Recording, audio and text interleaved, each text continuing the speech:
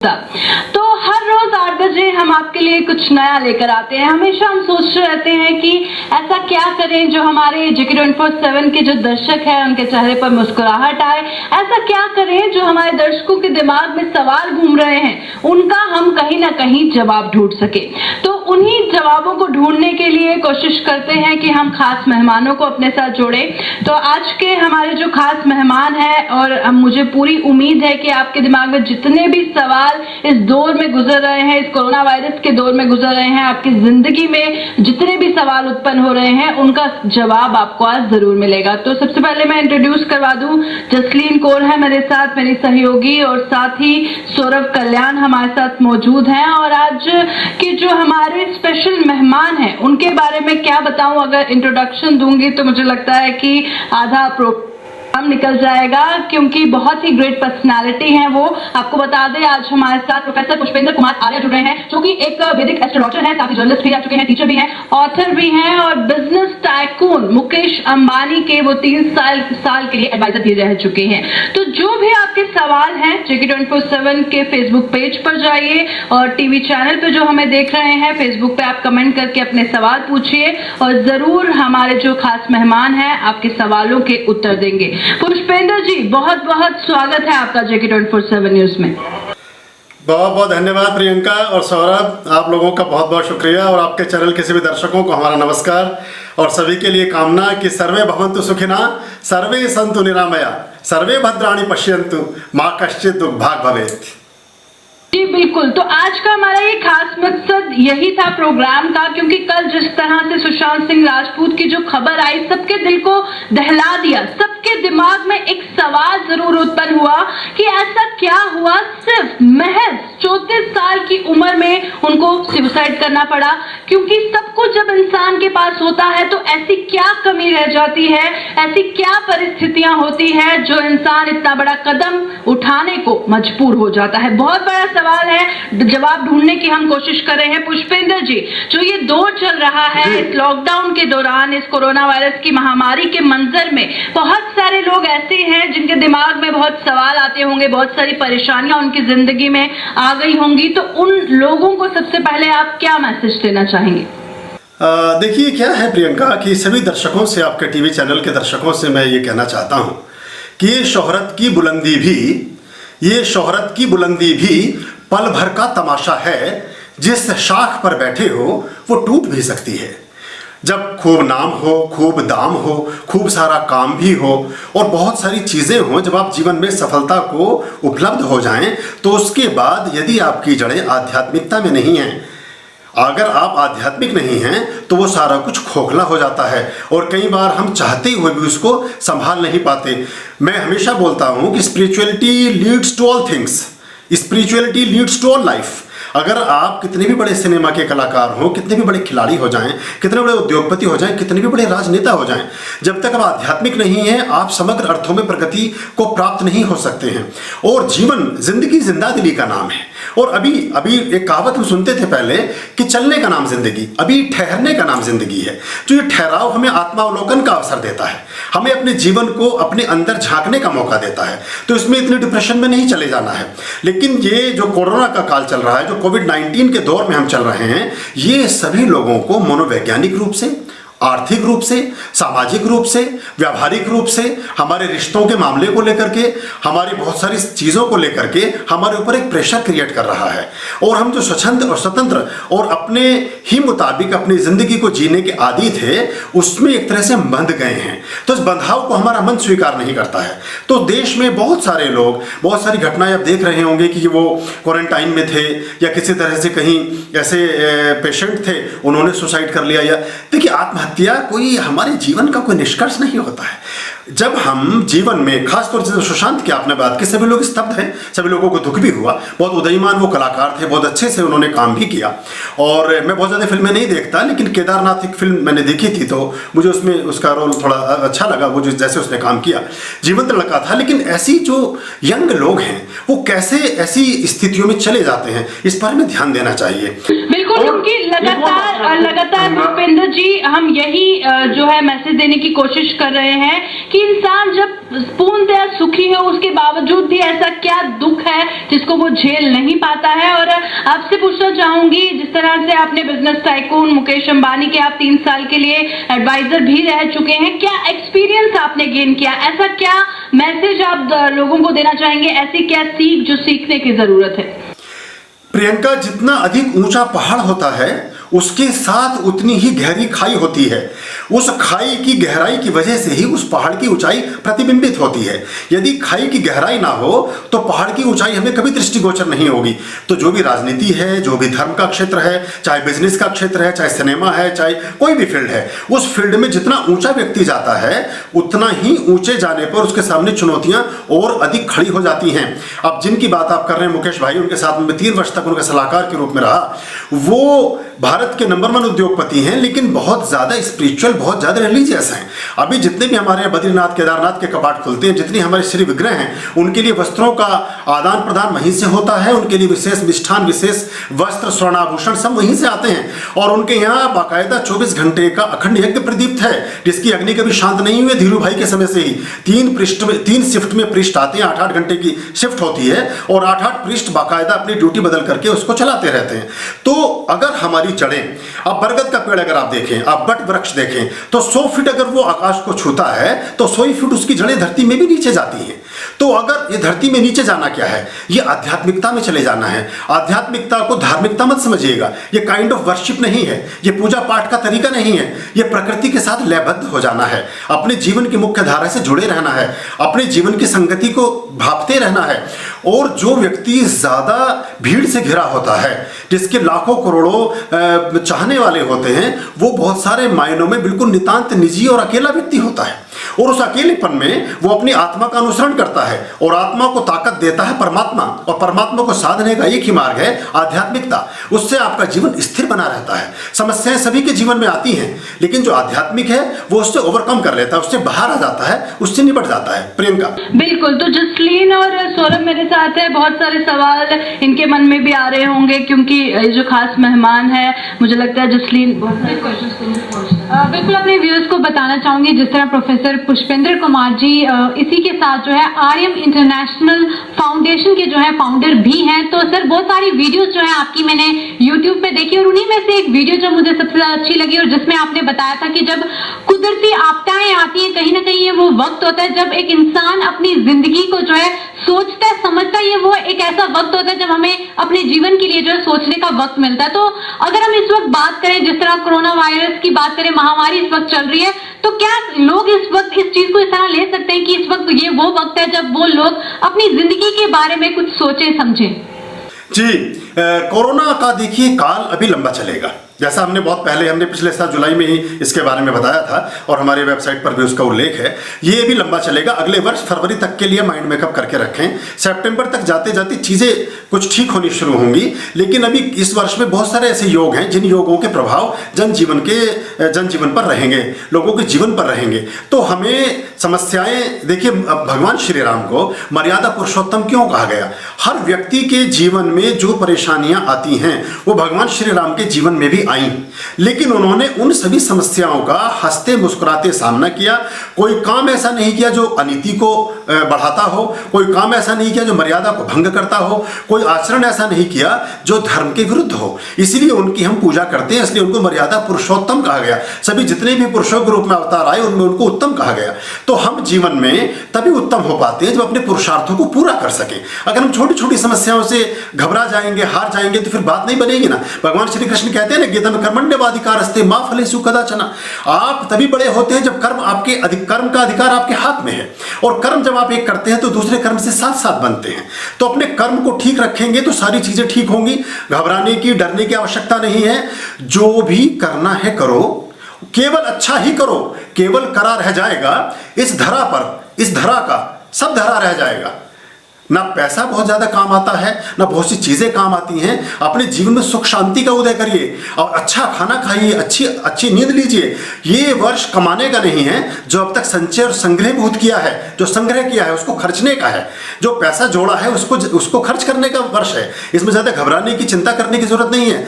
अगर जीवन का संचय हो गया, अगर जीवन को सुरक्षित रख लिया, तो सबसे बड़ी कमाई आप कर लेंगे। इस आपत्ति के, इस आपदा काल के जाने के बाद, इस महामारी के गुजरने के बाद जब आपसे कोई पूछेगा कि आपने क्या बचाया और आपने कहा कि मैंने जीवन बचाया, तो आप सबसे बड़े भाग्यशाली व्यक्ति होंगे। इसमें डरने की जरूरत नहीं है। प्रिकॉशन रखिए, सरकार जो बातें कहती है उनको मानिए और अपना जो हमारा पुराना एक परंपरा रही है स्वच्छता की, उसको अपनाइए। जी बहुत बहुत शुक्रिया। और जो व्यूअर्स इस वक्त हमें टेलीविजन पर देख रहे हैं, अगर आपके जहन में भी कोई भी सवाल है तो आप हमारे फेसबुक पेज पर जाकर जो है कमेंट कर सकते हैं। तब तक मैं सौरभ तुम चाहूंगी अगर तुम्हारे बिल्कुल, बहुत ही अच्छी बात कही है प्रोफेसर साहब ने कि जो भी करो अच्छा करो, क्योंकि कहीं ना कहीं इंसान को जो है अपने कर्मों का फल ही मिलता है और जो इंसान के साथ होता है कहीं ना कहीं उसका उत्तरदायी खुद इंसान ही होता है। तो प्रोफेसर साहब आप योग की बात भी कर रहे थे, तो अभी सुनने में आया है कि एक सूर्य ग्रहण भी बहुत जल्दी जो है वो लगने वाला है। आपको उसके बारे में जानकारी होगी तो मैं चाहूंगा हमारे दर्शकों के साथ वो साझा करें। देखिए सौरभ, जब आपका फोन आया तो मैंने छोटा सा एक नोट बनाया था, जैसा आपने जब मुझे बताया तो उसमें मैं कुछ बातें आपसे शेयर करना चाहता हूं कि ये जो सूर्य ग्रहण हो रहा है, कंकण सूर्य ग्रहण बोलते हैं उसको, या चूड़ामणि सूर्य ग्रहण भी बोलते हैं। तो ये 21 जून को होगा, जो हमारी आषाढ़ी अमावस्या है। ये 21 जून को है और इसका जो समय है वो सवेरे 9:15 से प्रारंभ होगा, ग्रहण का प्रारंभ। और कंकण प्रारंभ होगा 10:17 से, और इसका जो परम ग्रास है, मध्यकाल जिसको हम बोलते हैं, वो 12:10 पर होगा। कंकण समाप्त हो जाएगा 14:02 यानी कि 2:02 पर, और पूरी तरह ग्रहण की समाप्ति हो गई दोपहर में 15:04 यानी कि 3:04 पर ये पूरी तरह से समाप्त हो जाएगा। ये ग्रहण दक्षिणी पूर्वी यूरोप, ऑस्ट्रेलिया के केवल उत्तरी क्षेत्र, न्यू गियाना, फिजी, अफ्रीका के देशों को छोड़कर प्रशांत व हिंद महासागर में जितने भी देश हैं, मध्य पूर्वी एशिया के देश हैं, उनमें स्पष्ट दिखाई देगा। अफगानिस्तान, पाकिस्तान, मध्य दक्षिण, चीन, बर्मा, फिलीपींस आदि में स्पष्ट रूप से दिखेगा।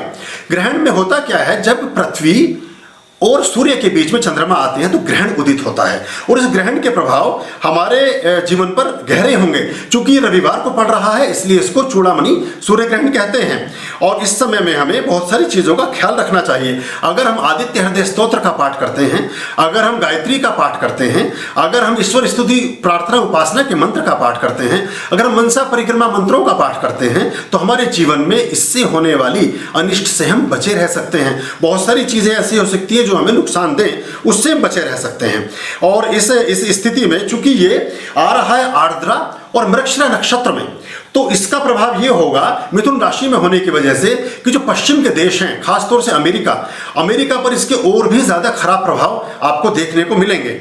और ये जो ग्रहण है, ये ग्रहण हमें बहुत सारी चीजों के बारे में, हमारे यहाँ बहुत सारे जल प्लावन, जैसे बाढ़ का आ जाना, अग्निकांड का हो जाना और दुर्घटनाओं का हो जाना, कई स्टेट्स में छत्रभंग के योग भी बनते हैं। ऐसा भी हो सकता है कि खास तौर से जहाँ पश्चिम, अब भारत का पश्चिम लें, ये तो दुनिया का पश्चिम था जो हमने अमेरिका की और बाकी देशों की बात की, भारत का पश्चिम लें तो गुजरात और खासतौर से महाराष्ट्र 2 स्टेट आती हैं। ये भी हो सकता है कि महाराष्ट्र में विशेष रूप से छत्रभंग का योग हो। ये जो सरकार वर्तमान में चल रही है, ये अपना कार्यकाल पूर्ण ना कर पाए, किसी भी वजह से बीच में ही जो उद्धव ठाकरे हैं उन्हें अपनी गद्दी से हाथ धोना पड़े। ऐसी स्थितियां ग्रहण के कुप्रभाव के चलते उत्पन्न हो सकती हैं, तो इसका हमें ख्याल रखना चाहिए। इसके अलावा 2 चीजें और हैं हमारे साथ जो हम बताना चाहेंगे आपसे कि 13 मई से 24 जून तक शुक्र भी वक्री रहेंगे, और इसके जो प्रभाव होंगे, इसके बाद एक खप्पर योग आ रहा है जो 17 सितंबर से फ्रॉम 17 सितंबर अप टू 16 अक्टूबर तक रहेगा।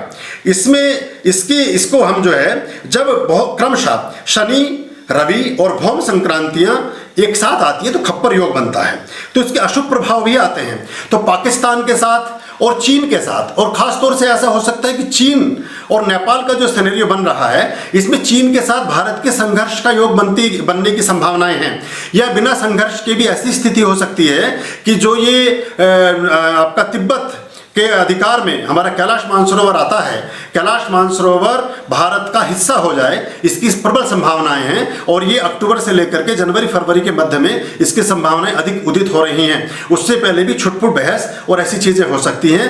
और ये भी हो सकता है कि युद्ध ही ना हो और कूटनीति के चलते और किसी ऐसी नीति के चलते हम ऐसी स्थिति में बने कि चीन को कैलाश मानसरोवर जो 1962 में एक योजना के तहत, एक षड्यंत्र के तहत चीन ने कब्जा लिया था तिब्बत के माध्यम से, वो वापस भारत का हिस्सा बन जाए। तो भारत के नक्शे में परिवर्तन का भी योग बन रहा है। तो ये तो होगी सूर्य ग्रहण की बात। तो जिस तरह से पहले हम आध्यात्मिकता की बात कर रहे थे और साथ ही डिप्रेशन की बात कर रहे थे, जिस तरह से हम सब जानते हैं कि पिछले 3 महीनों से कहीं ना कहीं जो इस वक्त इंसान है वो घर के अंदर बंद होकर रह गया और कहीं ना कहीं वो नेगेटिव एनर्जी जो होती है घर के अंदर बंद रहकर आती है। और हम ये भी जानते हैं कि आपने जो है 11 ज्योतिर्लिंग जो है वो विजिट किए हैं, 4 धाम भी किए हैं। तो मैं यहाँ पर ये पूछना चाहूंगा कि क्या वो आध्यात्मिकता की राह पर चलते हुए आपने 4 धाम भी किया और 11 ज्योतिर्लिंग विजिट किया, यानी कि जो एक इंसान है उसको अपनी आत्मा की शांति के लिए या फिर ये नेगेटिव वाइब, जो नेगेटिव एनर्जी आती है, उससे दूर रहने के लिए क्या करना चाहिए?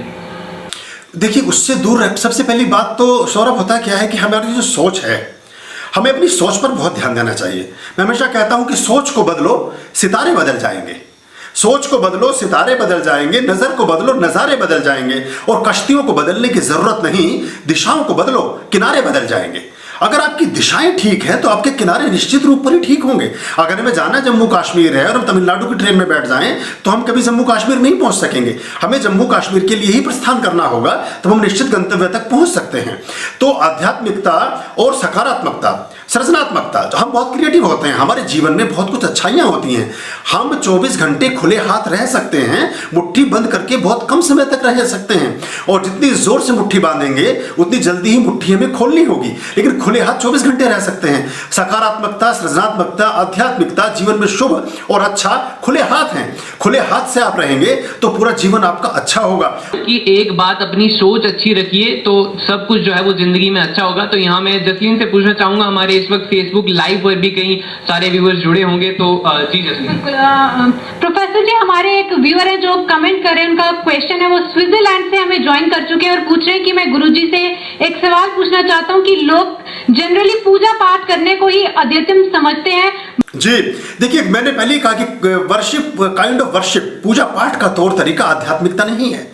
पूजा पाठ का तौर तरीका एक बहुत सूक्ष्म चीज है और वो किसी भी धर्म का या संप्रदाय का एक अंग हो सकता है। लेकिन जब आप आध्यात्मिक होते हैं तो परमात्मा की पूरी प्रकृति, परमात्मा की पूरी एक उसकी प्रकृति के साथ एक लय होते हैं। आध्यात्मिक व्यक्ति कभी भी किसी व्यक्ति का बुरा होता हुआ देखकर प्रसन्न नहीं होगा, कभी भी प्रकृति के किसी अवयव का बुरा होता देखकर वो प्रसन्न नहीं होगा। वो किसी पेड़ पौधे, किसी सरीसर्प, किसी जलचर, किसी थलचर, किसी मनुष्य, किसी प्राणी, किसी भी चीज के साथ जो अस्तित्व में हमारे संगी साथी हैं, उनके अहित की बात कभी नहीं सोचेगा। वो सभी चीजों में कहते हैं ना, ऋग्वेद में जो श्लोक आता है कि ईशावास्यम मिदम सर्वम यत् किंचाम जगत्याम जगत, परमात्मा इस जग के कण कण में विद्यमान है। तो जब कण कण में विद्यमान है तो प्रत्येक कण के प्रति उसके हृदय में एक सत्कार का भाव होगा और वो पूरी पूर्ण स्वीकृति के साथ जीवन को जिएगा। जब ऐसा भाव दशा, जब ऐसी चित्त की अवस्था, जब ऐसी मन की स्थिति उदित हो जाती है तो हमारे जीवन में स्वाभाविक रूप से शांति, सौहार्द, प्रेम, मित्रता, सामंजस्य और एक दूसरे के प्रति स्वीकृति का भाव उदित होता है, जहां से जीवन में आनंद का अतिरेक उठता है और हम सभी, पूरी दुनिया हमें अच्छी लगती है और सभी हम अपने जीवन को छोटा समझने लगते हैं। 100 वर्ष का जीवन भी हमें छोटा प्रतीत होता है। फिर ऐसी घटनाएं नहीं घटती जो सुशांत जैसे व्यक्ति या सुशांत जैसे होनहार युवक को के साथ घट जाती हैं। ये जब हम बाकी मार्ग बंद करते हैं, अगर हम अब देखिए, खोलो ग्रह के द्वार मुंदे वातायन खोलो, खोलो ग्रह के द्वार मुंदे वातायन खोलो, मैं नवरश्मि का सूर्य आपके घर आता हूं। अगर हमने चारों तरफ की खिड़कियां बंद ही कर ली तो फिर तो हमारा दम घुट ही जाएगा।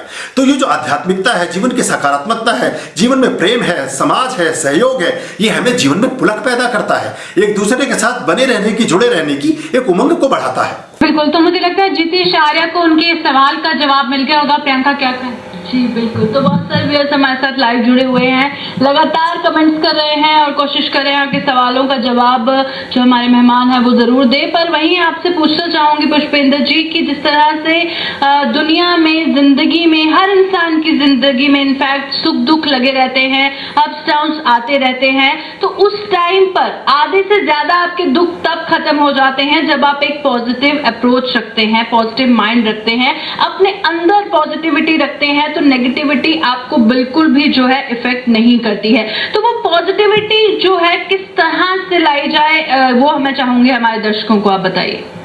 आप जब सृजनात्मक होते हैं, सृजनशील होते हैं, सकारात्मक होते हैं, कुछ ना कुछ क्रिएटिव होते हैं। इस दुनिया में कोई स्त्री, कोई पुरुष ऐसा नहीं पैदा किया है परमात्मा ने जिसमें कोई मौलिक प्रतिभा की क्षमता ना हो। हर व्यक्ति में कुछ ना कुछ मौलिकता छिपी होती है।